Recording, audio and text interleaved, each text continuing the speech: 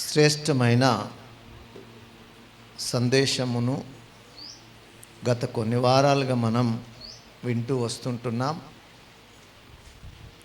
ప్రకటన గ్రంథం చాలామంది చదవటానికి భయపడతారు, వినడానికి కూడా భయపడతారు. దానికి కారణం ఏంటంటే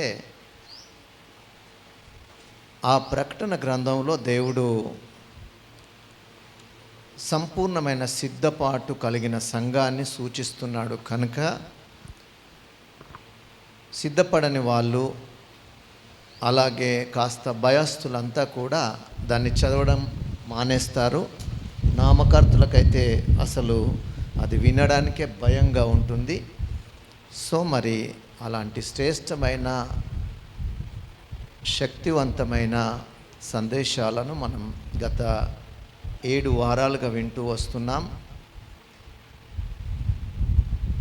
అన్నిటికంటే గొప్పగా దేవుడు చెప్పిన గ్రంథము అదే అని నా అభిప్రాయము. కారణం ఏంటంటే మీరు ప్రకటన 1:3 చదువుకోవచ్చు. వినువారు, చదువువారు, దాని ప్రకారం గైకొనువారు ధన్యులు అన్నాడు. అంటే సమయము సమీపించింది కనుక సిద్ధపాటు కలిగిన వారు ధన్యులు అని దాని భావము. సో మరి ఈ క్రమంలో మనం 7 వారాలుగా శ్రేష్ఠ సందేశాలను వింటూ వస్తున్నాం. ప్రతి సందేశం వెనుక ఉన్న ఉద్దేశం మనం సిద్ధపాటును కలిగి ఉండుట కొరకే అన్న విషయాన్ని ఒక్కరు కూడా మర్చిపోకూడదు. సో మరి సమయం ప్రార్థన పూర్వకంగా ఈ వాక్య భాగంలోనికి మనం వెళ్దాము. అందరూ తలలు వంచినట్లయితే ఒక మారు ప్రార్థన చేసుకుందాం. పరిశుద్ధుడా, ప్రేమగల తండ్రి, మహిమాస్వరూపి, జీవప్రదాత, మీకు స్తోత్రాలు తండ్రి. సమయమందు మీరు మా మధ్యలో ఉన్నారు. మీ వాక్యము చేత మాతో మాట్లాడడానికి ఇష్టపడుతూ ఉన్నారు తండ్రి. మరి సమయమందు ఎంతో శ్రేష్టమైన మీ వాక్యము బంగారము కంటే మేలిమి, బంగారము కంటే కోరదగినవి. అవును ప్రభువా, మరి అలాంటి శ్రేష్టమైన ఆ వాక్యములో నుండి క్రొవ్వు మెదడు నాకు దొరికినట్లుగా, అవును అన్నటువంటి దావీదులాగా మాకు కూడా ఆ శ్రేష్టమైన వాక్యములో నుండి క్రొవ్వు మెదడును అనుగ్రహించుమని ఇటు సమయమందు మమ్మును మేము మీకు అర్పించుకుంటూ మీ వాక్యము మాతో మాట్లాడటకు ఇష్టపడుతూ మరి ప్రార్థన చేస్తుంటున్నాం. మరి ఇటు సమయమంతా కూడా ఆత్మ ఆధీనములో మమ్మను నడిపించమని యేసుక్రీస్తు నామమున ప్రార్థన చేయుచున్నాము తండ్రి. హల్లెలూయా. రైట్. మరి సందేశాల్లో 3 వారాలు దానికి సంబంధించిన ఉపోద్ఘాతాన్ని మనం విన్నాం. ఇక 4 వారాలుగా మనం అద్భుతమైన సందేశాలు వింటూ వస్తున్నాం. అందులో మొదటి సంఘము ఎఫెసీ సంఘము, రెండవ సంఘము స్ముర్నా సంఘము, మూడవ సంఘము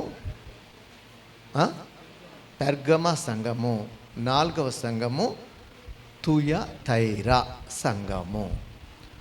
మొదటి సంఘ నేపథ్యం 70 నుంచి 170, రెండవ సంఘ నేపథ్యం 170 నుంచి 312, మూడవ సంఘ నేపథ్యం 312 నుంచి 590, మరి 4వ సంఘం అనగా తుయతైరా సంఘం 590 నుంచి 700 కాల సమయం.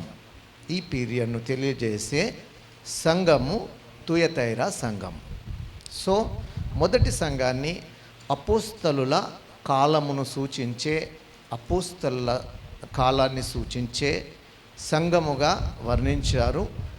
రెండవ సంఘాన్ని శ్రమల కాలాన్ని సూచించే సంఘముగా వర్ణించారు. మూడవ సంఘాన్ని లోకముతో సంఘము వియ్యమొందుటను గూర్చి తెలియపరిచారు. ఇక 4వ ఈ సంఘ కాలాన్ని అంధకార కాలము. ఏ కాలం అండి?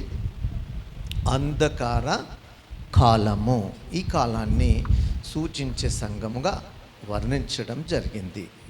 ఇక మరి ఈ సంఘమును గూర్చి ప్రభువు తెలియపరుస్తూ గత వారంలో మనతో మాట్లాడడం జరిగింది. సో గత వారంలో మనతో మాట్లాడిన ఆ సంఘము పేరు తుయతైరా సంఘము అనగా కంటిన్యూ ఆఫరింగ్స్, అంటే దాని అర్థము ఎడతెగని అర్పణలు. చాలా మంచి పేరండి. అంటే వాళ్ళ జీవితంలో వాళ్ళు ఎడతెగకుండా దేవునికి అర్పణలను అర్పించేటటువంటి వారుగా ఉన్నారు. అన్ని పరిస్థితులలో వారు దేవునికి అర్పణలను ఇచ్చేవారుగా ఉన్నారు. ఎంత మంచి మాట ఆ సంఘమును గురించి దేవుడు తెలియచేశాడు. అలాగే అక్కడ ఉన్నటువంటి మెప్పులు మనం పోయిన వారంలో విన్నాం. అక్కడ ఉన్న మెప్పులు చూడండి, అక్కడ ఉన్న మెప్పులను గురించి మనం ప్రకటన గ్రంథము 2వ అధ్యాయము 18, 19. తుయతైరలో ఉన్న సంఘపు దూతకు ఇలాగు వ్రాయుము. అగ్ని జ్వాలల వంటి కన్నులను అపరంజిని పోలిన పాదములను కల దేవుని కుమారుడు చెప్పు సంగతులు ఏవనగా నీ క్రియలను నీ ప్రేమను నీ విశ్వాసమును నీ పరిచర్యను నీ సహనమును నేనెరుగుదును. నీ మొదటి క్రియల కన్నా నీ కడపటి క్రియలు మరి ఎక్కువగా అయినవి. బాగుంది. ఈ 3 సంఘాలకు, ఈ 4వ సంఘానికి ఉన్న ప్రత్యేకత ఏంటంటే 3 సంఘాలకు ఉన్న ప్రత్యక్షత వేరుగా ఉంది. ఈ 4వ సంఘమైన తుయతైరా సంఘానికి ఉన్న ప్రత్యక్షత వేరుగా ఉంది. ఆ ప్రత్యక్షతను గురించి మనం 18వ వచనంలో చూస్తాం. అక్కడ అగ్ని జ్వాలల వంటి కన్నులు, అపరంజిని పోలిన పాదములు, ఈ 2 మాటలను వాడడం జరిగింది. అపరంజి అనగా స్వచ్ఛమైన ఇత్తడిని సూచిస్తుంది. స్వచ్ఛమైన అంటే ఒరిజినాలిటీ.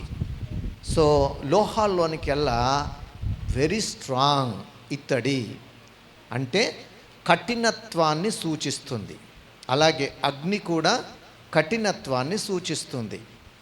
పరమగీతం 5:12 చూసాం. గువ్వ కన్నులు కలిగిన వాడు ఇప్పుడు ఎలా ఉన్నాడు? అగ్నినేత్రాలుగా మార్చబడ్డాయి. ఒకప్పుడు శాంతి, ఒకప్పుడు నెమ్మది, ఒకప్పుడు పావురం యొక్క కన్నులను కలిగినటువంటి నేత్రాలు కలిగిన ప్రభువు ఈ సంఘానికి తన ప్రత్యక్షతను తెలియజేస్తూ ఆ సంఘమును చూస్తున్నప్పుడు ఆయన నేత్రాలు ఎలా ఉన్నాయండి? అగ్నిని కురిపిస్తున్నాయి. ఏం కురిపిస్తున్నాయి? అగ్నిని కురిపిస్తున్నాయి. ఆయన పాదములు ఎలా ఉన్నాయి అంటే కదలింపబడని కఠినత్వమును సూచించేటటువంటి పాదములు అక్కడ కనబడుతున్నాయి. ఈ 2 కూడా అక్కడ కనబడడానికి కారణం ఏంటంటే తీర్పు అనేది ఉంది. తీర్పును సూచించే విధముగా ఆయన ఆ సంఘానికి తన ప్రత్యక్షతను తెలియజేస్తున్నాడు. సంగమా, దేవుని బిడ్డలారా, అక్కడ ఉన్నటువంటి వాటన్నిటిని చూస్తున్నటువంటి దేవుడు దానికి ఇస్తున్నటువంటి ప్రత్యక్షత ఈ 3 సంఘాలకు భిన్నముగా ఉందండి. ఆ భిన్నముగా ఉన్నటువంటి ఆ ప్రత్యక్షత యొక్క ఉద్దేశం ఏంటంటే ఆయన యొక్క కోపమును, ఆయన యొక్క కఠినమైన తీర్పును బయలుపరుస్తూ ఉన్నాయి. మరి ఆయన యొక్క తీర్పును బయలుపరిచే ఆ ప్రత్యక్షత కలిగిన దేవుడు ఆ సంఘములో ఉన్నటువంటి మంచి వాటిని గురించి కూడా తెలియజేస్తున్నాడు. మంచి వాటిని కూడా తెలియజేస్తున్నాడు. వాటిని మనము మెప్పులు అని అంటాం. మెప్పు, ఆ సంఘములో ఉన్నటువంటి మెప్పులు సామాన్యమైనటువంటివి కాదు. అసామాన్యమైన మెప్పులను కలిగినటువంటి సంఘం తుయతైరా యొక్క సంఘం. అక్కడ ఉన్నటువంటి ఆ మెప్పులను మనము చూస్తే చూడండి, అక్కడ ఉన్నటువంటి మెప్పులు మొట్టమొదటగా క్రియలలో నెంబర్ 1 క్రియలు. చూడండి, ఆ సంఘంలో అన్ని విషయాల్లో కూడా ఉన్నాయి. ఏమున్నాయి? క్రియలు. చాలామంది జీవితంలో విశ్వాసం ఉంటుంది కానీ క్రియలు ఉండవు. విశ్వాసం ఉంటుంది కానీ క్రియలు అనేటివి ఉండవు. యాకోబు పత్రిక 2వ అధ్యాయం 17 నుంచి 19 వరకు మీరు చదివితే క్రియలు లేనటువంటి విశ్వాసము మృతము అని చెప్పబడింది. అంటే విశ్వాసము ఉన్నప్పటికీ క్రియలు కనుక లేకపోతే వాళ్ళ జీవితంలో ఫలితం అనేది లేదు. వాళ్ళ బ్రతుకు మృతమైనదిగా ఉంటుంది. అట్లాంటి మృతమైనటువంటి స్థితిలో ఉండకుండా క్రియలను కలిగినటువంటి సంఘం తుయతైరా యొక్క సంఘం. అది మాత్రమే కాదు, ఆ క్రియలతో పాటుగా అక్కడ ఏమున్నాయి? ప్రేమ. మొదటి సంఘంలో మనం చూస్తాం, నీ మొదటి ప్రేమను మర్చిపోయావు, నీ మొదటి ప్రేమ మరలా నీవు రెట్టింపు చేసుకోవాల్సిన అవసరత ఉంది అని చెప్పి ఎఫెసీ సంఘంతో ప్రభువు మాట్లాడితే ఈ సంఘంలో అది కొదవలేదంట. ప్రేమ పుష్కలంగా ఉంది, క్రియలు పుష్కలంగా ఉన్నాయి. చూడండి, క్రియలు ఉన్నాయి, దేవుడు కోరదగిన ప్రేమ కూడా అక్కడ పుష్కలంగా ఉంది. అంత మాత్రమే కాదండి, విశ్వాసము కూడా ఉందట. ఏముంది చెప్పండి? విశ్వాసము కూడా ఉందంట. విశ్వాసం కూడా కొదవలేదు.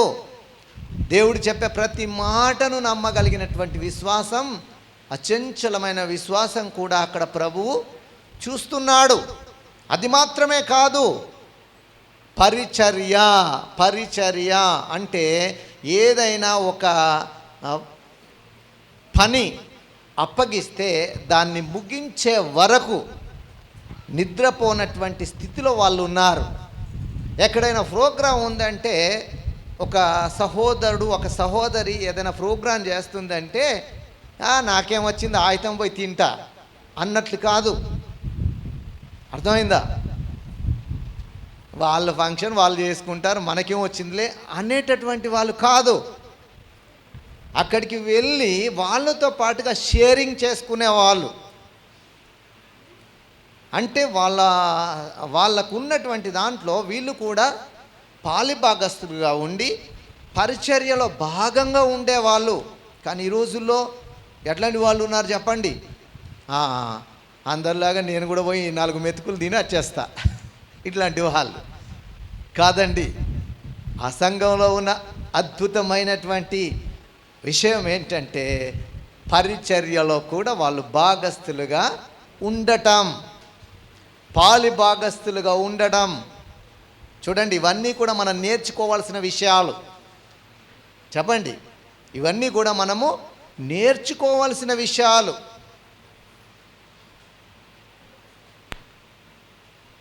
మనము కొన్ని విషయాలను కొన్ని సందర్భాల్లో చూస్తాం. అక్కడ ఒక చెడు సంఘటన జరుగుతున్న ఆ చెడులో నుంచి కూడా మంచి అనేది నేర్చుకోవచ్చు. అర్థమైందా? చాలామంది అనుకుంటారు అక్కడ నేర్చుకునేది ఏముంది అనుకుంటారు. ఉదాహరణగా చెప్తాను, వినండి.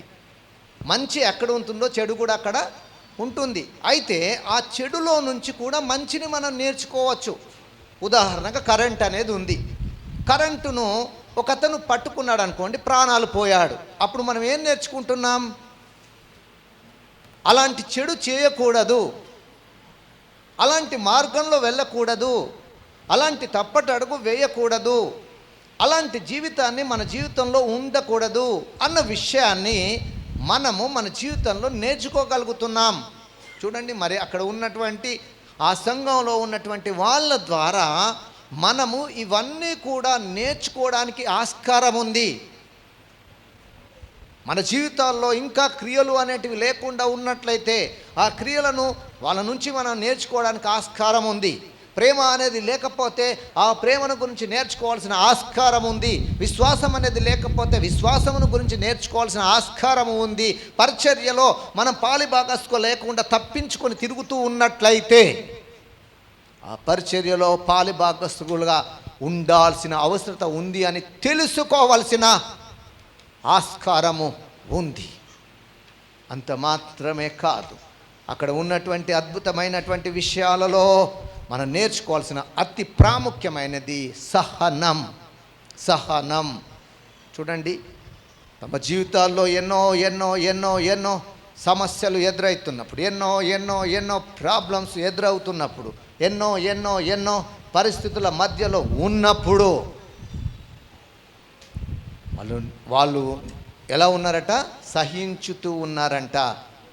ఆ సహిస్తున్నటువంటి వాళ్ళ జీవితంలో మొదట ఉన్న వాటి కంటే ఏమైనాయట? అవన్నీ కూడా రెట్టింపు. హల్లెలూయా!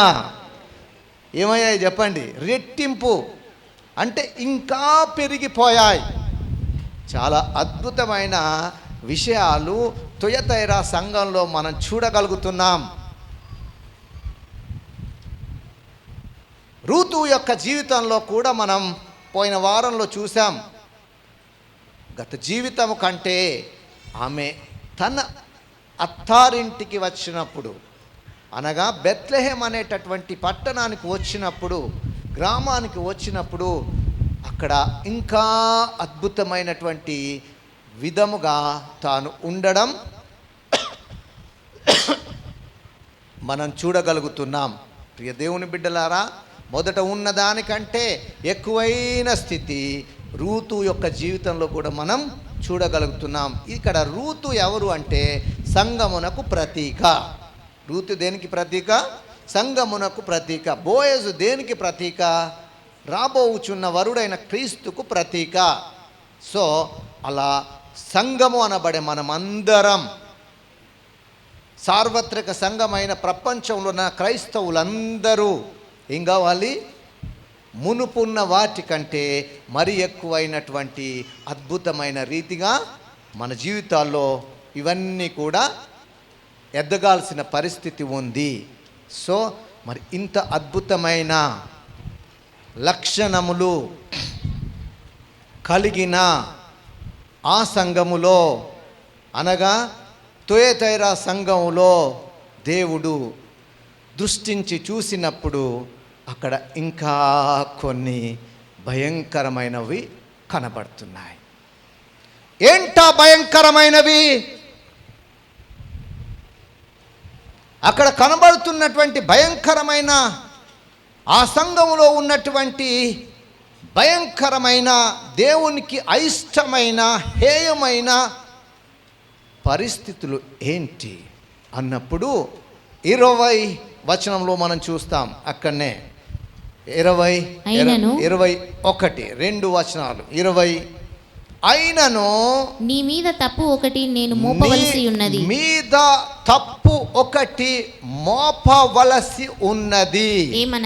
ఏమనగా తాను ప్రవక్తిని అని చెప్పుకొనుచున్న యెజబెలు అను స్త్రీని నీవు ఉండనిచ్చుచున్నావు.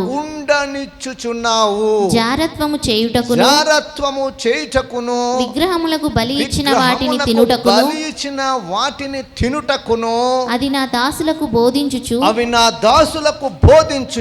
వారిని మోసపరచుచున్నది. మారు మనస్సు పొందుటకు మారు మనసు పొందుటకు నేను దానికి సమయం ఇచ్చితిని గాని దానికి సమయము ఇచ్చితిని కానీ అది తన జారత్వము అది తన విడిచిపెట్టి జారత్వమును విడిచిపెట్టి మారు మనస్సు పొందనొల్లదు. మారు మనసు పొందనొల్లదు. బాగా వినండి. అక్కడ ఉన్న అద్భుతమైన విషయాలతో పాటు అక్కడ దేవునికి అయిష్టమైనటువంటి విషయాలను కూడా దేవుడు చూస్తున్నాడండి. ఇంతకీ అక్కడ ఉన్నటువంటి ఆ చెడు విషయాలు ఏంటి, ఆ పాపాలు ఏంటి అని మనం చూస్తే, ప్రవక్తిని అని చెప్పుకొనుచున్న యెజబెలు అనే స్త్రీని నీవు ఉండనిచ్చుచున్నావు అంటున్నాడు. బాగా వినండి. పాత నిబంధన గ్రంథంలో ఈ యెజబెలు అనేది ఎవరు అంటే అహాబు యొక్క భార్య. ఆ భార్య ఎవరు అంటే ఒక భయంకరమైన వ్యభిచారిణి, భయంకరమైన పాపముతో కూడిన స్త్రీ. అట్లాంటి స్త్రీ యొక్క ప్రస్తావనను దేవుడు ఇక్కడ తెలియజేస్తున్నాడు. ఏంటి, యెజబెలు చనిపోయింది కదా అని మనం అనుకుంటుండొచ్చు. బాగా వినండి. యెజబెలు చనిపోయింది, కానీ యెజబెలును పట్టి పాపము చేయించిన ఆత్మ చనిపోలేదండి. యెజబెలు చనిపోయింది, కానీ యెజబెలును ప్రేరేపించిన ఆత్మ చనిపోలేదు. ఆత్మ అప్పుడు ఉంది, అది ఇప్పుడు కూడా ఉంది. ఆ పాపమును చేయించిన ఆత్మ అప్పుడు ఉంది, ఇప్పుడు కూడా ఉంది. ఆ ఆత్మ ఇప్పుడు ఎక్కడ ఉంది? తుయతైరా అనే సంఘములో పనిచేస్తోంది. ఆత్మ ఇప్పుడు ఎక్కడ పనిచేస్తుంది? తుయతైరా అనే సంఘంలో పనిచేస్తుంది. ఆ సంఘంలో ఉన్నటువంటి వాళ్ళందరూ కూడా చూడండి ఏం చేస్తున్నారట, ప్రవక్తిని అని చెప్పుకొనుచున్న యెజబెలు అనే స్త్రీని ఉండనిస్తున్నారంట. అంటే దాని అర్థం ఏంటి?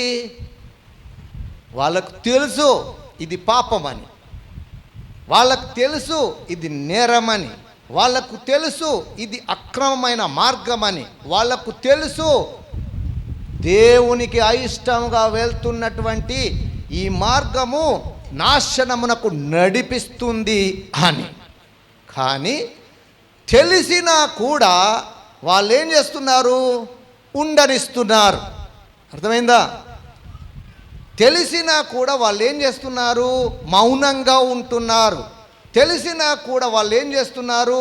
దాన్ని ఖండించకుండా, దాన్ని తొలగించకుండా ఆ పాపమును అలాగే వాళ్ళలో ఉండనిస్తూ వస్తుంటున్నారు. ప్రియ సంగమా, దేవుని బిడ్డలారా, ఈరోజు దేవుడు నీతో కూడా మాట్లాడుతూ ఉన్నాడు.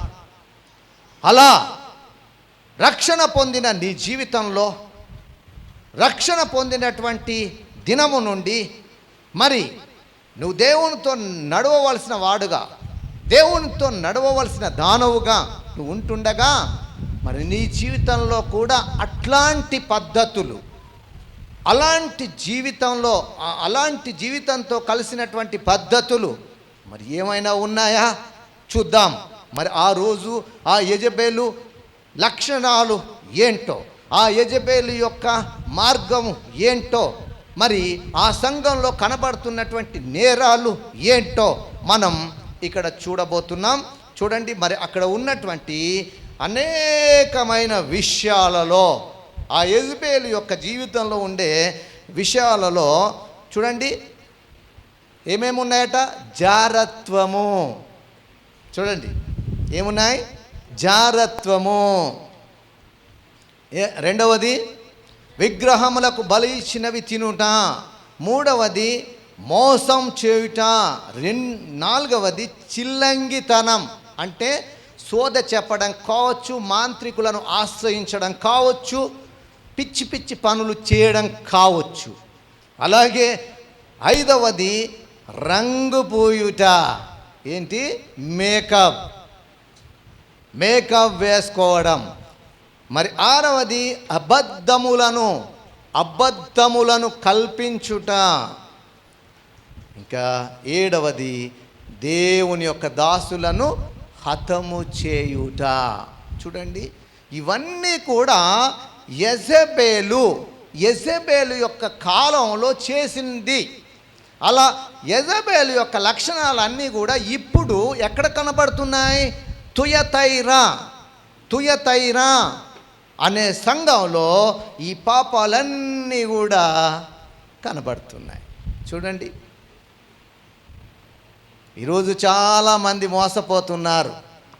పెద్ద పెద్ద పెద్ద సంఘాలు అనుకొని ఆ పెద్ద పెద్ద సంఘాలన్నీ పరలోకానికి వెళ్తాయేమోనని మోసపోతున్నారు. జాగ్రత్త! ఎంత పెద్ద సంఘమైనా దేవుని వాక్య ప్రకారంగా గనక సిద్ధపడకపోతే ఆ సంఘము పరలోకానికి వెళ్ళడము సాధ్యము కాదు. దేవుని యొక్క రాజ్యానికి వెళ్ళాలి అంటే సంఘమును చూసి పరలోకానికి వెళ్ళడం సాధ్యం కాదు. చెప్పండి, ఎవరిని చూస్తాడు దేవుడు? సంఘాన్ని చూస్తాడా? నిన్ను చూస్తాడా? నీ వ్యక్తిగతమైన జీవితాన్ని చూస్తాడు. కానీ సంఘములను బట్టి, డినామినేషన్లను బట్టి, పద్ధతులను బట్టి పరలోకానికి దేవుడు తీసుకునేవాడు కాదు. ఆ పరలోకానికి రాజ్యానికి వెళ్ళాలి అంటే శ్రేష్టమైన వాక్యమును మనం కలిగి ఆ వాక్యానుసారంగా నడిచే వారముగా ఉండాలి. హల్లెలూయా!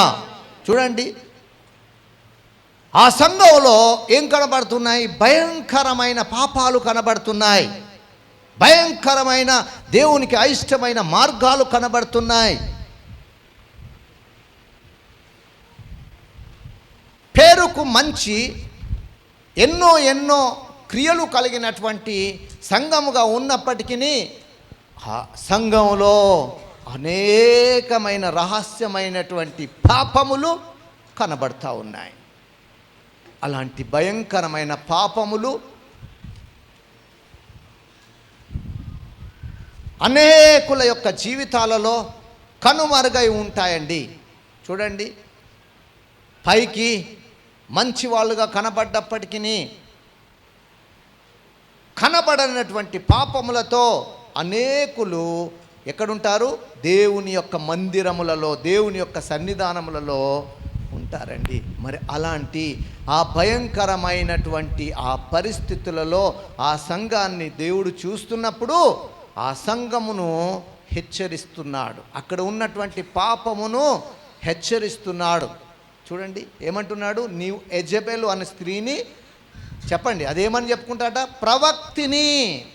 చెప్పండి, నేను కూడా ప్రవక్తినే, నేను కూడా ప్రవచిస్తాను, నేను కూడా దేవుడంటే నాకు ఇష్టము అనే పద్ధతులను కలిగినటువంటి స్త్రీ ఈ యొక్క యెజబెలు అనే స్త్రీ. చూడండి, ఆ స్త్రీ ఎంతమందిని ఏం చేసింది? 450 మంది ప్రవక్తలను ఏం చేసింది? మార్చేసింది, బయలకు మోకరించేలాగా చేసింది. నేను కూడా ప్రవక్తినే అని చెప్పి 450 మంది సేవకులను ఏం చేసింది? మార్చేసింది. అలాగా చాలా సంఘాలు ఈ రోజుల్లో ఇలాంటి పద్ధతులనే కలిగి అనుసరించేవారు ఉంటున్నారు. అలా శ్రీకృష్ణాష్టమి అనేటటువంటి సందర్భంలో ఉట్లు కట్టి ఉట్లు కొడతారు. అర్థమైందా? ఇప్పుడు పేరుకు పెద్ద ప్రపంచ ప్రఖ్యాతిగాంచిన దైవజనులు అని పేరు పెట్టుకున్నారు. మరి ఇప్పుడు ఆ పెట్టుకున్నటువంటి సంఘంలో ఏం కనబడుతున్నాయి? చెప్పండి, ఏం కనబడుతున్నాయి? చెయ్యొచ్చునా? ఉట్ల పండుగ, ఉట్లు కొట్టచ్చునా? పొంగల్. చెప్పండి, ఎవరండి వీళ్ళు? చెప్పండి, ఎవరు వీళ్ళు? మోసగాండ్రు, దొంగ అపోస్తలను, దొంగ పరిచారకులు, అబద్ధములను కల్పించువారు. పేరుకు పెద్ద కాపరులు లేదా పెద్ద బిషపులు అని కనబడగానే పరలోకానికి వెళ్ళరు. చెప్పండి.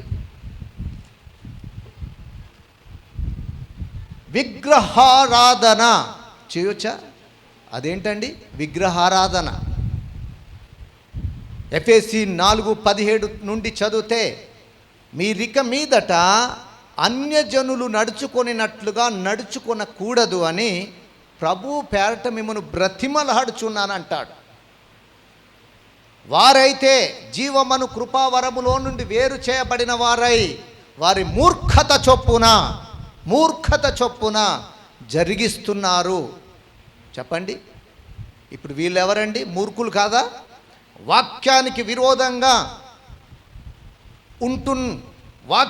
విరోధంగా జీవిస్తూ అన్యజనుల వలె ఇలాంటి అన్నిటినీ కూడా అన్యజనులు విగ్రహారాధనతో కూడిన వాటిని చేస్తూ మళ్ళీ అదే నోటితో దేవుని యొక్క వాక్యాన్ని ప్రకటించడం, చేతుల్లో వాక్యాన్ని పట్టుకోవడం. ఇప్పుడు ఈ సంఘంలో ఏం కనబడుతున్నాయి? చెప్పండి. ఏం కనబడుతున్నాయి? తుయతైరా అనే సంఘంలో ఏం కనబడుతున్నాయి చెప్పండి?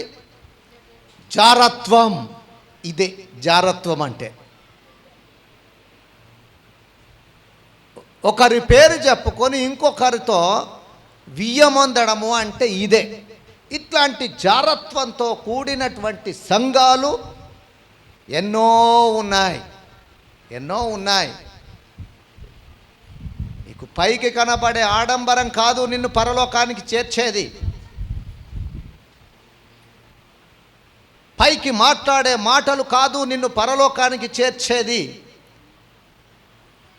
పైకి కనబడుతున్నటువంటి నటనా జీవితం కాదు నిన్ను పరలోకానికి చేర్చేది. చెప్పండి. నిన్ను పరలోకానికి చేర్చడానికి దేవుడు ఏం చూడబోతున్నాడు? నీ హృదయమును, నీ అంతరంగ జీవితాన్ని చూడబోతున్నాడు. అంతేగాని నీ పైన ఉన్నటువంటి వేషధారణతో ప్రభువుకు ఏం పని లేదు. ఇట్లాంటి వాళ్ళు ఈరోజు సంఘాలలో ఎందరో వాళ్ళ జీవితాల్లో కనబడేటివి ఏంటి? జారత్వం, విగ్రహారాధన, విగ్రహములకు బలి ఇచ్చిన వాటిని తినడం, అలాగే మోసం చేయడం, చిల్లంగితనం అంటే సోదే అనే దాన్ని కలిగి ఉండడం, రంగు పోయడం అంటే అర్థం ఏంటి చెప్పండి? మేకప్పులు.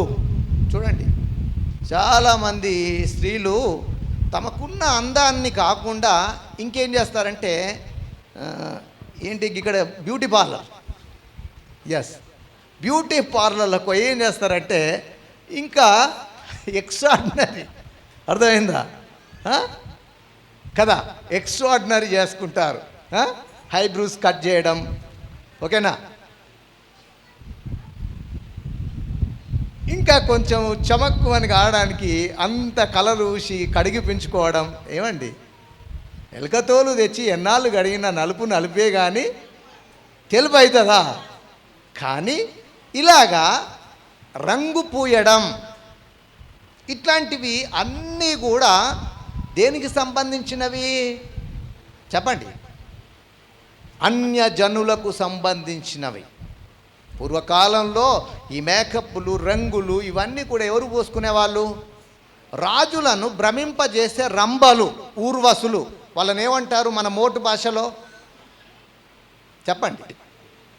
అట్లాంటి స్త్రీలు వీటిని ఉపయోగించేవారు. మామూలుగా కాస్త పౌడర్ వేసుకోండి పర్లేదు, సో కాస్త స్నో అట్లాంటివి పెట్టుకోండి పర్లేదు. కానీ ఇవన్నీ ఉన్న వాటిని లేనట్లు ఇవి కట్ చేయడం, అవి కట్ చేయడం, అలా చేయడం, ఇలా చేయడం. చూడండి, ఇవన్నీ కూడా ఎట్లాంటివి? ఆకర్షణ చేసేవి. చెప్పండి. ఈరోజు నువ్వు అందంగా తయారయ్యావు అనుకుందాం. ఆ అందాన్ని చూసినటువంటి వాళ్ళు ఏమంటారు? అంటే మరీ అలా కాదు, నువ్వు ఎప్పుడు ఎలాగో ఉంటావో, ఎలాంటి స్థితిలో ఉంటావో ఆ స్థితిని కలిగినట్టుగా దానికి తగ్గట్టుగా నువ్వు అలంకరణ చేసుకోవడం చాలా చాలా మంచిది. కానీ ఈ యెజబెలు అనేటటువంటి స్త్రీ అలాంటిది కాదు. ఆ స్త్రీ ఎలాంటిదంటే, ఎవడు రాజుగా వస్తాడో వాడిని ఆకర్షించడమే అలా ఆకర్షించి వాడిని లోపరుచుకొని వాడితో పాపం చేయడం, ఇట్లాంటివన్నీ కలిగినటువంటి స్త్రీ యెజబెలు. అట్లాంటి యెజబెలును ఆవరించినటువంటి ఆత్మ ప్రభువు ఎక్కడ చూస్తున్నాడంటే ఈ తుయతైరా అనే సంఘంలో చూస్తున్నాడు. చూడండి, ఈరోజు అనేక మంది క్రైస్తవులు కూడా ఇలాంటి వాటిని చేయడం లేదా? సోదే మాంత్రిక విద్యల దగ్గరికి వెళ్ళడం లేదా? ఇందాకే చెప్పాడు జస్టిన్, వాళ్ళు కూడా క్రైస్తవులే. జస్టిన్ అండ్ కృప క్రైస్తవులే, క్రైస్తవ కుటుంబమే. కానీ ఆత్మీయతలో ఎదుగుదల లేని వాళ్ళ బ్రతుకులో చేసినటువంటి పొరపాటు ఏంటంటే, అమ్మాయికి కాస్త నలతగా ఉంటే ఏం చేసినట్ట, వాళ్ళు వీళ్ళు చెప్పగానే ఓ మాంత్రికుడి దగ్గరికి తీసుకెళ్లారంట. తీసుకెళ్తే వాడేం చేశాడు, తాయెత్తులు కట్టేశాడు. సరే, కట్టేస్తే మరి ఏమైంది? బాగైందా? కాలేదండి, కాలేదు. సో ఆ అమ్మాయికి భయంకరమైన మాంత్రిక శక్తులతో చేతబడి చేసేశారు. మంగళవారం రాత్రి 8 గంటల ప్రాంతంలో, అంటే ప్రార్థన సమయంలో ఆమెను తీసుకొని వచ్చారు. ప్రార్థన అనంతరం ప్రార్థన చేయగానే పడిపోయింది. ఆ వీడియోస్ అన్నీ మీకు ఉంటాయి. ఆ పడిపోయిన తర్వాత బంధించబడడం జరిగింది. బంధించడం అంటే తాళ్ళతో చైన్లతో కాదు, దేవుని వాక్కుతో బంధించడం. ఆ బంధించినప్పుడు ఆమెలో నుండి కొన్ని ఆత్మలు మాట్లాడాయి. 4 కలిసి, ఒక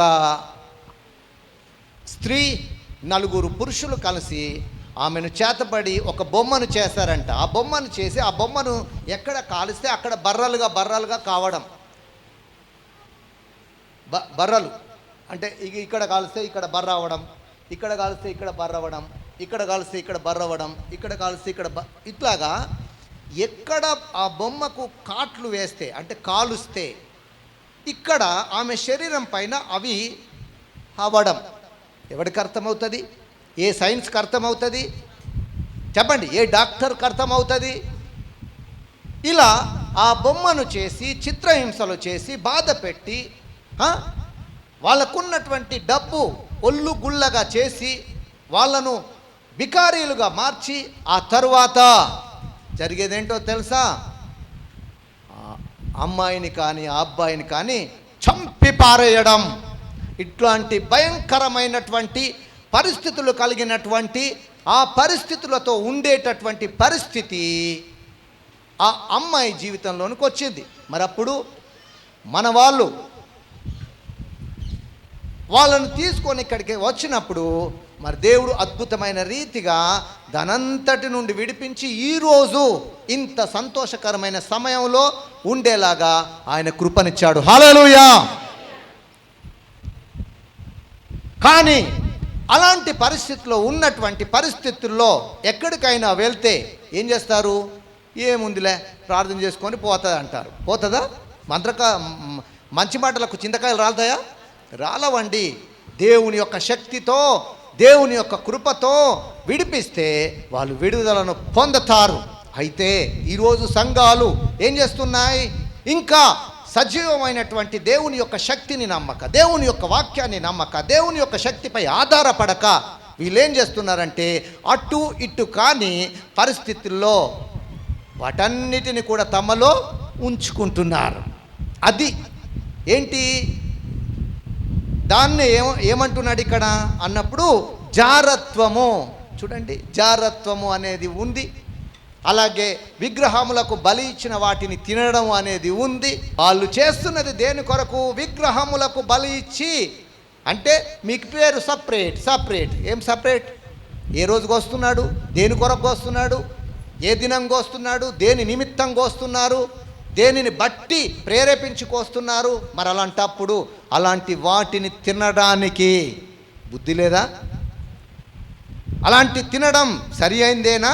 అలాంటివి కూడా ఈ సంఘంలో కనబడుతున్నాయి. ఈరోజు ఈ మాటలు వింటున్న దేవుని బిడ్డ, అట్లాంటివి నీ జీవితంలో కనబడుతుంటే బీ కేర్ఫుల్, జాగ్రత్త. అలాంటివన్నీ కూడా ఈరోజు అనేకమైన వారిలో, అనేకమైన సంఘాలలో కనబడుతూ వస్తుంటున్నాయి.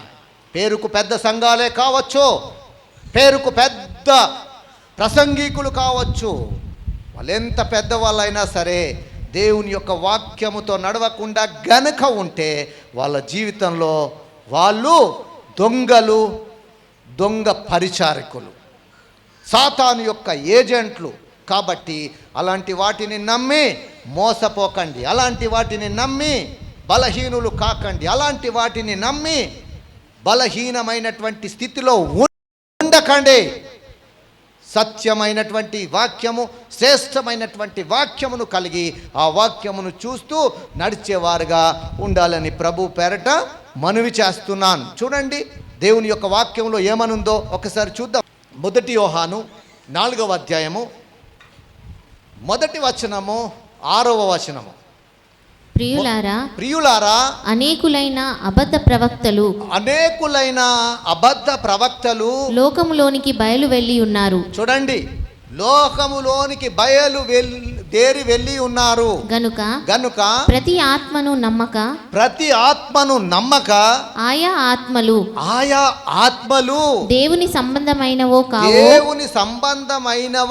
కావో పరీక్షించుడి. ఏమంటున్నాడు? దేవుని సంబంధమైన ఆత్మనా ఇది కాదా? ఇప్పుడు నేను అడుగుతున్నాను, మీరు ఒక వీడియోని చూశారు. ఈ వీడియో మరి చేస్తున్నటువంటి వాళ్ళు ఈ లోకంలో ఒక పెద్ద దైవజనులుగా కనబడుతున్నారు. నేను అడుగుతున్నాను, ఇప్పుడు ఈ ఆత్మలు వాక్య ప్రకారంగా నా ప్రకారంగా కాదు, నాకు వాళ్ళకే సంబంధం లేదు, నాకు వాళ్ళకే శత్రుత్వం లేదు, నాకు వాళ్ళకే భేదం లేదు. అయితే వాక్య ప్రకారంగా ఇప్పుడు ఆత్మ ఎలాంటిది చెప్పండి ఎలాంటి ఆత్మ? వాక్య ప్రకారముగా ఏ స్థితిలో వాళ్ళు ఉన్నారు, ఏ పరిస్థితిని వాళ్ళు బోధిస్తున్నారు చెప్పండి. ఇప్పుడు ఈ యొక్క సంఘటన అంతా కూడా యూట్యూబుల్లో, సో ఇంకా అనేకమైన వాటిల్లో చూసినటువంటి ప్రజలు అంత పెద్ద దైవజనులే ఇవన్నీ చేస్తుంటే మనం ఎందుకు చేయొద్దు అనుకుంటారా లేదా? అంటే ఇప్పుడు వాళ్ళు అనేకులను ఏ మార్గాన్ని నడిపిస్తున్నారు? తప్పు మార్గములోనికి. ఈ తప్పును చూడగలిగే జ్ఞానము నీ జీవితంలో ఉండాలి. వాక్యాన్ని పరిశీలన చేసే జ్ఞానము నీకు ఉండాలి. లేకపోతే నిన్ను కూడా బుట్టలో పెట్టి పట్టుకొని పోతారు. అర్థమైందా? బుట్టలో పెట్టి పట్టుకోపోవడానికి నీ దగ్గర ఏముంది? జ్ఞానం ఉందా? వాక్య పరిజ్ఞానం ఉందా? అందుకే ప్రతి విషయంలో కూడా దేవుని యొక్క వాక్యమును సూటిగా, స్పష్టముగా మీకు అర్థమయ్యేలాగా బోధించడానికి దేవుడు నాకు కృపనిచ్చాడు. డబ్బుకు లొంగిపోయి మనుషులకు భయపడి ప్రకటించేటటువంటి స్థితి దేవుడు నాకు ఇవ్వలేదు. ఆ డబ్బుకు లొంగే మనస్తత్వము కాదు, ఇంకొకరికి భయపడే మనస్తత్వము అంతకంటే కాదు. ప్రియ దేవుని బిడ్డలారా, వాక్యం అనేదాన్ని ఉన్నట్టుగా చెప్పడానికే దేవుడు నన్ను ఉంచాడు. ఆ వాక్యమును ప్రకటించడమే నా యొక్క జీవిత లక్ష్యం. అట్లాంటి అబద్ధకరమైనటువంటి బోధలతో ఈరోజు ఎందరో చెప్పండి మోసం చేయడం లేదా, దగా చేయడం లేదా, ఈ పాపమును అడ్వర్టైజ్గా తీసుకొని చాలామంది తప్పు మార్గంలో ఏమవుతారు, ఆ మార్గాలను అనుసరిస్తారు. పెద్దవాళ్ళే చేస్తున్నారు, మనం చేస్తే తప్పేంటి, కలిసి ఉంటే తప్పేంటి, వాళ్ళలాగా మనం కూడా వాళ్ళని సంతోషపెడితే తప్పేంటి, నేను సంతోషపెట్టమన్నాడా?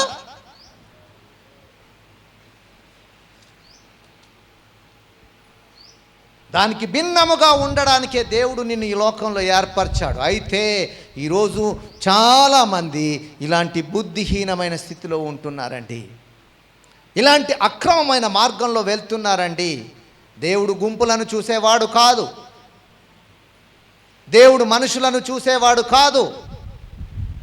వారు వాక్య ప్రకారంగా ఉన్నారా లేదా అని మాత్రమే చూస్తాడు.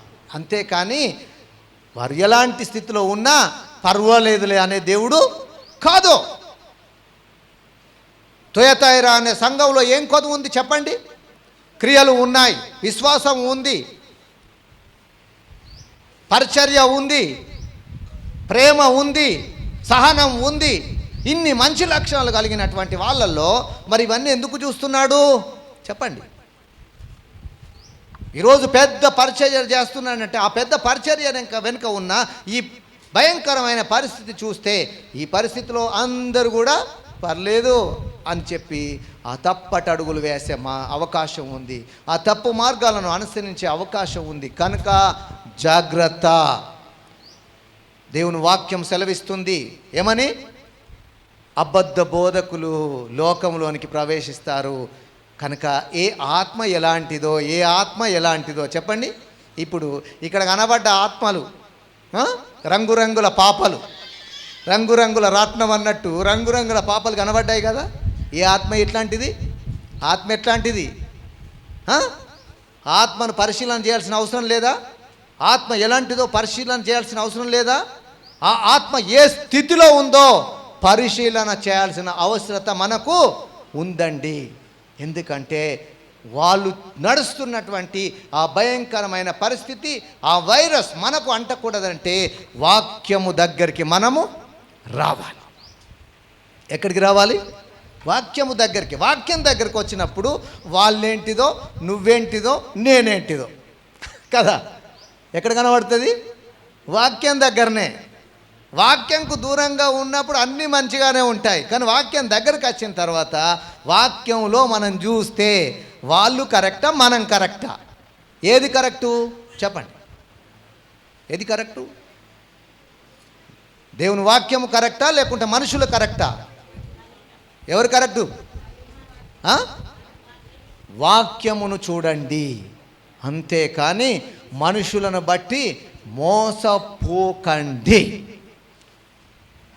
అలాంటి భయంకరమైన పరిస్థితి మరి లోకంలో ఉంటుందని ప్రతి ఆత్మ ఎలాంటిదో చూడాలని దేవుని వాక్యం హెచ్చరిస్తుంది. చదవమ్మా ఇప్పుడు. ప్రియులారా అనేకులైన అబద్ధ ప్రవక్తలు లోకంలోనికి బయలుదేరి ఉన్నారు గనుక ప్రతి ఆత్మను నమ్మక చూడండి. పిచ్చోళ్లకు పిచ్చి మాటలు నెత్తికెక్కుతాయి, మంచోళ్లకు మంచి మాటలు నెత్తికెక్కుతాయి. పిచ్చితనాన్ని విడిచిపెట్టండి, అజ్ఞానమును విడిచిపెట్టండి. దేవునికి విరోధంగా ఉన్నటువంటి ఆత్మలను చూడగలిగే నేత్రాలను, హృదయాలను కలిగి ఉండండి. ఏదైనా ఒకటే అనుకుంటే పోయేది ఎక్కడికి? అక్కడికే పోతారు. కాబట్టి జాగ్రత్త ప్రియ దేవుని బిడ్డలారా.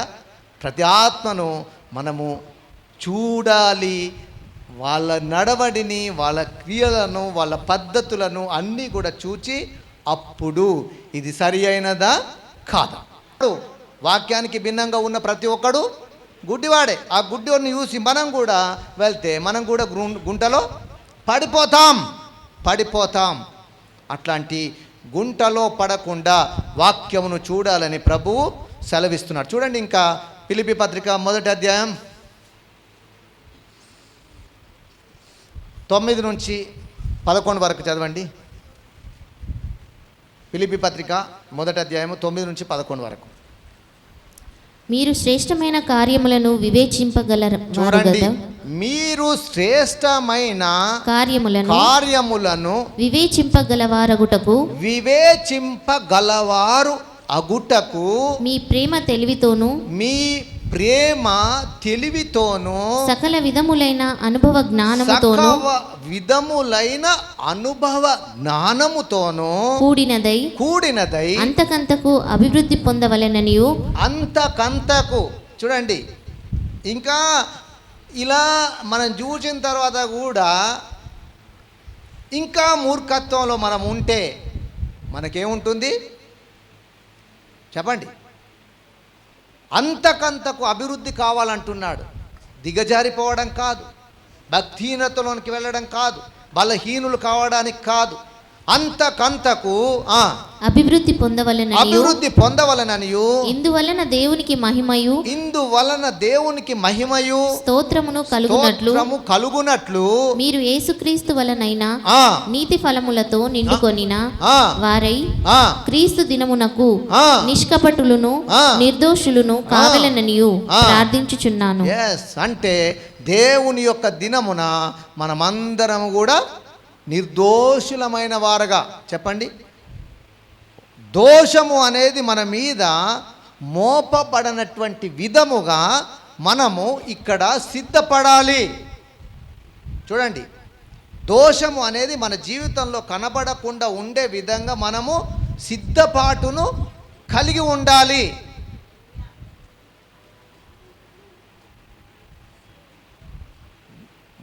అబ్రహాము దేవునితో నడుస్తున్నాడు. బాగా వినండి, అప్పటికి 99 సంవత్సరాలు వచ్చాయి. నడుస్తున్నటువంటి అబ్రహామును చూసి దేవుడు, అబ్బా 24 సంవత్సరాల నుంచి నాతోనే నడుస్తున్నావు కదా, షబాష్ అన్నాడా? ఏమన్నాడు? అబ్రహాం నీవు నా సన్నిధిలో నడుచుచు నిందారహితుడవై ఉండు అన్నాడు. ఆదికాండం 17వ అధ్యాయం 1వ వచనంలో చూస్తారు. అబ్రహాము 99 ఏండ్ల వాడైనప్పుడు, చూడండి, 99 ఏండ్ల వాడైనప్పుడు అబ్రహాంతో దేవుడు మాట్లాడుతూ ఉన్నాడు. ఏమని? అబ్రహాం నీవు నా సన్నిధిలో నడుచుచు నిందారహితుడవై ఉండు. అంటే ఇంకా నీ మీద నేరములు కనబడుతున్నాయి, ఇంకా నీలో పాపములు కనబడుతున్నాయి, ఇంకా నీలో భయంకరమైనవి కనబడుతున్నాయి. అవన్నీ కూడా తొలగించుకొని నా సన్నిధిలో నీవు నిందారహితుడిగా నడువము అని దేవుడు అబ్రహాంతో మాట్లాడుతున్నాడు. సహోదరుడా, సహోదరి, నీ జీవితంలో ఎన్ని సంవత్సరాల నుంచి దేవుని వెంబడిస్తున్నావో, కానీ నీ జీవితంలో కూడా ఇలాంటివి, చెప్పండి, సోదే అంటే మాంత్రికులను ఆశ్రయించడం, విగ్రహములకు బలి ఇచ్చిన వాటిని తీయడం, తినడం, మేకప్పులు, రంగులు పూసుకోవడం, చెప్పండి, ఇంకేమున్నాయి అక్కడ? అబద్ధాలు ఆడడం, మోసం చేయడం. ఇక ఇంకొకటి కనబడుతుంది. ఏంటది? దైవజనులను అంటే బోధకులను హతమార్చడం అట. యెజబెల్లో ఉండే లక్షణం ఏంటి? బోధకులను చంపడం, దేవుని యొక్క వాక్యంతో నడిచే వారిని మట్టు పెట్టడం యెజబెలు స్త్రీ యొక్క లక్షణాలు. ఈరోజు నేను అడుగుతున్నాను, వాక్యాన్ని ఉన్నది ఉన్నట్టుగా చెప్పేటటువంటి దైవజనులను, వాక్యమును ఉన్నది ఉన్నట్టుగా పంచిపెట్టే దైవజనులను తప్పు పట్టడం కూడా ఏం చేయడం? చంపడమే. తప్పు పట్టడం కూడా చంపడమే. చెప్పండి, ఆ తప్పు మాటలను ఇంకొకరికి నూరిపోయడం కూడా ఆ దైవజనుడి పట్ల ఏం చేయడం?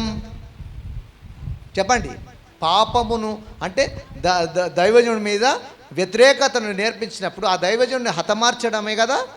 అట్లాంటి నేచర్, అట్లాంటి పరిస్థితి, అట్లాంటి గుణం, అట్లాంటి జీవితం ఒకవేళ నీ జీవితంలో కనుక ఉంటే అది దేవునికి ఇష్టమైనది కానే కాదు.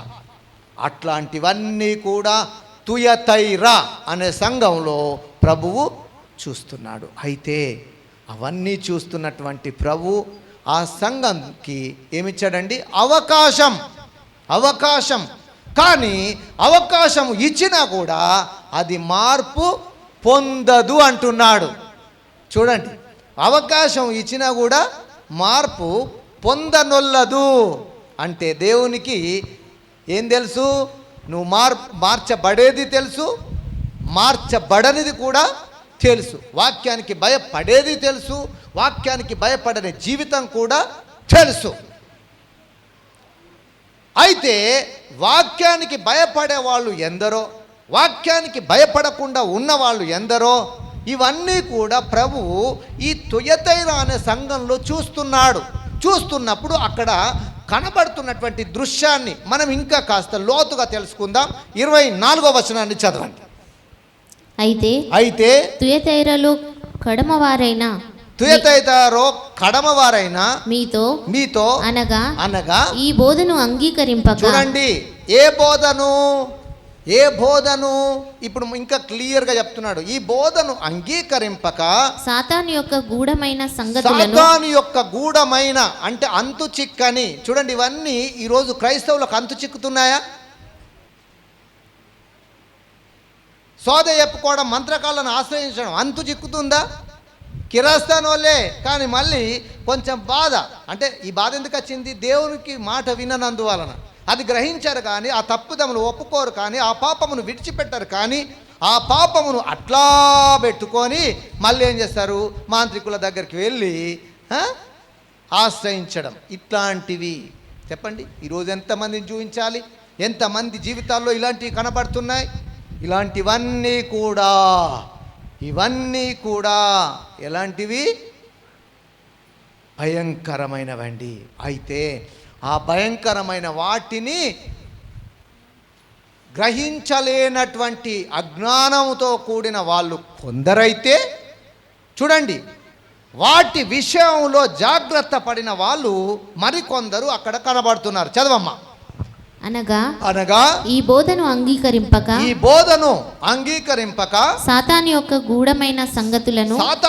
గూఢమైన అంటే అర్థము కాని సంగతులను ఎరుగమని చెప్పుకొను వారందరితో నేను చెప్పుచున్నది ఏమనగా మీ పైన మరి ఏ భారమును పెట్టను. నేను వచ్చు వరకు మీకు కలిగి ఉన్న దానిని గట్టిగా పట్టుకొనుడి.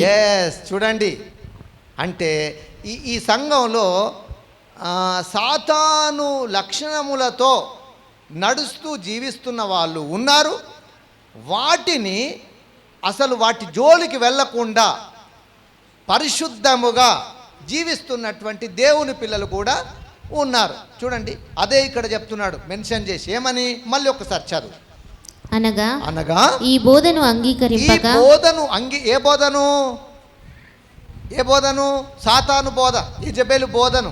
యెజబెలు యొక్క లక్షణాలన్నీ ఇప్పుడు చెప్పాను కదా. వీటిని అంగీకరింపక సాతాను యొక్క గూఢమైన సంగతులను అంటే అంతు చిక్కకుండా ఉన్నటువంటి ఏ సంగతులను కూడా ఎరుగమని చెప్పుకొను వారందరితో. చూడండి, ఎరుగము అంటే వాటితో వీళ్ళకు పాలు లేదు. వాటి జోలికి వీళ్ళు వెళ్లకుండా జీవిస్తున్న ఒక బ్యాచ్ ఉంది. ఆ బ్యాచ్ ఎవరు? పరిశుద్ధులు, వాక్యంతో నడిచేవారు, వాక్యంతోనే జీవించేవారు, వాక్యమునే ఇష్టపడేవారు. అయితే అలాంటి వారిని గూర్చి దేవుడు చెప్తున్నాడు. నేను చెప్పుచున్నదేమనగా మీ పైన మరి ఏ భారమును పెట్టను. మీ పైన ఇక ఏ భారం లేదు. ఎందుకంటే మీ లోపల క్రియలు ఉన్నాయి. ఇవన్నీ వ్యసనాలు అంటకుండా మీ చుట్టూ మీరు భద్రతను కలిగి జీవిస్తున్నారు. నేను వచ్చు వరకు మీకు కలిగి ఉన్న దానిని గట్టిగా పట్టుకొనుడి. హల్లెలూయా. అంటే అక్కడ ఉన్నటువంటి ఆ పరిశుద్ధులతో దేవుడు ఏమంటున్నాడు? మీకు ఏదైతే కలిగి ఉందో అది భద్రంగా కాపాడుకోండి. ఇక కలిగి లేకుండా సాతాను సమాజపు వారు కూడా అక్కడ ఉన్నారు. సాతాను సమాజపు వారు అంటే ఈ యెజబెలు బోధను అనుసరిస్తూ మేం కూడా కిరాస్తానోళ్ళమే, మేం కూడా క్రైస్తవులమే, మేం కూడా దేవుని పిల్లలమే అనేటటువంటి వాళ్ళు. వీళ్ళందరిని గురించి యేసు ప్రభుల వారు ఉపమానములలో చాలా చెప్పాడు. ఉదాహరణగా బుద్ధి గల కన్యకలు, బుద్ధి లేని కన్యకలు. మత్తయి సువార్త 25వ అధ్యాయము 3వ వచనంలో నుండి చూస్తారు మీరు. చూడండి, బుద్ధి గల కన్యకలు, బుద్ధి లేని కన్యకలు. పేరు అందరి పేరు కూడా ఒకటే, కన్యకలు.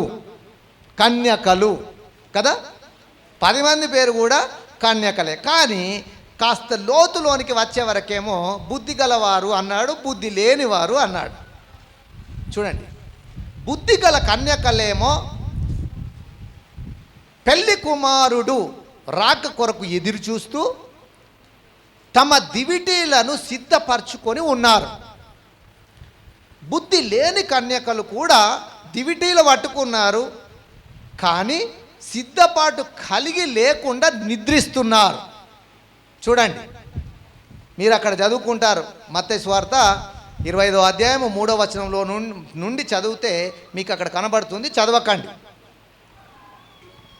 ఇద్దరు కన్యకలే, కానీ వాక్యంతో సిద్ధపడుతూ పెళ్లి కుమారుడి కొరకు ఎదురు చూస్తున్న బ్యాచ్ ఒకళ్ళైతే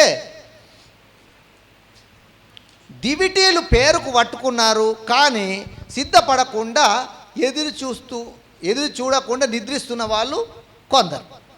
చెప్పండి, దివిటీ మాత్రం ఉంది, ఇద్దరి దగ్గర దివిటీ ఉంది కదా. దివిటీ అంటే ఏంటి? వాక్యం. దివిటీ అంటే ఏంటి చెప్పండి? దేవుని వాక్యం. వాక్యం వాళ్ళ దగ్గర ఉంది, వీళ్ళ దగ్గర ఉంది, నీ దగ్గర ఉంది, నా దగ్గర ఉంది. సిద్ధపడే బ్యాచ్లో ఉంటావా, సిద్ధపడని బ్యాచ్లో ఉంటావా, అది నీ ఇష్టం. హల్లెలూయా, హల్లెలూయా. చూడండి, సిద్ధపడేటటువంటి గుంపు ఒకటైతే సిద్ధపడకుండా ఇలాగే యెజబేలు అనేటటువంటి లక్షణాలతో స్త్రీని ఉండనిచ్చుచు, అంటే వాళ్ళ జీవితాల్లో నుండి దాన్ని తీసేసుకోవడం లేదు. ఎంత వాక్యం విన్నా ఆ గుణాలను, ఆ గుణములను తీసివేసుకోకుండా జీవించడం. ఇది సిద్ధపాటు కాలం, ఇది సిద్ధపడాల్సిన తరుణం. దేవుని రాకడ సమీపంగా ఉంది. ఆ రాకడ సమయంలో ఎత్తపడాలి అంటే నువ్వు సిద్ధపడాలి కదా. మరి సిద్ధపడడానికి దేవుడు నిన్ను గద్దిస్తుంటే, దేవుని బిడ్డలారా, ఈరోజు దేవుని యొక్క వాక్యంతో సిద్ధపడకుండా గనక ఉంటే అప్పుడు నువ్వేమవుతావు? సిగ్గుపడాల్సిన దినం వస్తుంది. ఈరోజు ఆ మాట అన్నందుకు నువ్వు బాధపడతావేమో, కానీ ఒక దినం నువ్వు సిగ్గుపడాల్సిన, బాధపడాల్సిన పరిస్థితి నీ జీవితంలో వస్తుందండి. మరి అలాంటి పరిస్థితి నీ జీవితంలోనికి రాకూడదు అని దేవుడు ఈరోజు ఈ సందేశం ద్వారా మాట్లాడుతున్నాడు, ఈ వాక్యం ద్వారా నీతో మాట్లాడుతున్నాడు. మరి ఆ దేవుని యొక్క రాజ్యంలోనికి వెళ్ళాలి అంటే ఎవరు? విశ్వాసులైన వారు, నిరీక్షణ కలిగిన వారు, నమ్మకస్తులైన వారు మాత్రమే దేవుని యొక్క రాజ్యానికి వెళ్తారండి. ఒకానొక సమయంలో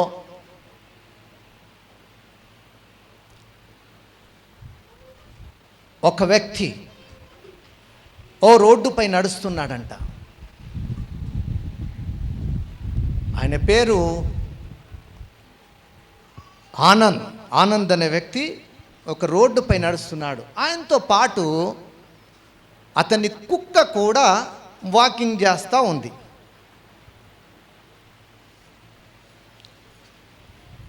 నడుస్తూ ఉన్నారు. నడుస్తూ ఉంటే ఆయనకు జ్ఞాపకంకి వచ్చింది, నేను చనిపోయానని తెలుసుకున్నాడు. ఆ చనిపోయిన తాను ఒక రోడ్డు పైన నడుస్తూ ఉన్నాడు. బాగా వినండి, రోడ్డు పైన నడుస్తూ ఉన్నాడు. అలా నడుస్తూ ఉన్నప్పుడు ఆయనతో పాటు తనకంటే ముందు మరణించిన తన కుక్క కూడా ఆయనతో పాటుగా నడుస్తూ ఉంది. అలా ఇద్దరూ కలిసి నడుస్తూ ఉన్నప్పుడు ఈ రోడ్డు ఎక్కడి దాకా వెళ్తుందా అని వెళ్తూ ఉన్నారు. వెళ్తూ ఉంటే ఒక స్థలంలో పాలరాతితో సుందరంగా కట్టినటువంటి ఒక అద్భుతమైన గోడ కనిపించింది. గబగబా అక్కడికి వెళ్ళారు. అక్కడికి వెళ్ళి తొంగి చూశారు. తొంగి చూడగానే అక్కడ ఓ యవనస్తుడు ఓ టేబుల్ పైన కూర్చొని ఏదో చదువుతూ ఉన్నాడు. వీళ్ళ రాకను గమనించిన ఆయన ఒకసారి ఇలా చూశాడు. చూడగానే ఈ ఆనంద్ ఏమన్నాడంటే, ఏమండి చాలా దూరంగా మేము నడుస్తూ వస్తున్నాం, కాస్త త్రాగడానికి నీళ్ళు ఇస్తారా అని అన్నాడు.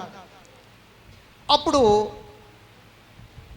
ఆ యవ్వనస్తుడు ఏమన్నాడంటే, సరే రండి నేను నీళ్లు తీసుకొస్తానని లేచి వెళ్ళబోతున్నాడు. అలా వెళ్ళబోతున్నప్పుడు ఆనంద్ ఏమన్నాడంటే, ఏమండి నాతో పాటుగా నా కుక్క ఉంది, ఆ కుక్కను కూడా తీసుకురావచ్చా అన్నాడు. అప్పుడు ఆ యవ్వనస్తుడేమన్నాడంటే, ఆ కుక్కను మాత్రము తీసుకురావద్దు అన్నాడు. ఏమన్నాడు? ఆ కుక్కను తీసుకురావద్దు అన్నాడు. ఆ మాట ఎప్పుడైతే అతను అన్నాడో, ఆనంద్ ఏమయ్యాడంటే బాధపడి, నేను త్రాగి నా కుక్కకు ఇవ్వకుండా నేను త్రాగన్నా అని చెప్పి ఆ లోనికి వెళ్ళకుండా మళ్ళీ ముందుకు నడవడం ప్రారంభించాడు. జాగ్రత్తగా వినండి, ముందుకు నడవడం ప్రారంభించాడు. చాలా దూరం నడిచిన తర్వాత మళ్ళీ ఒక దగ్గర ఓ పెద్ద గోడ కనబడింది.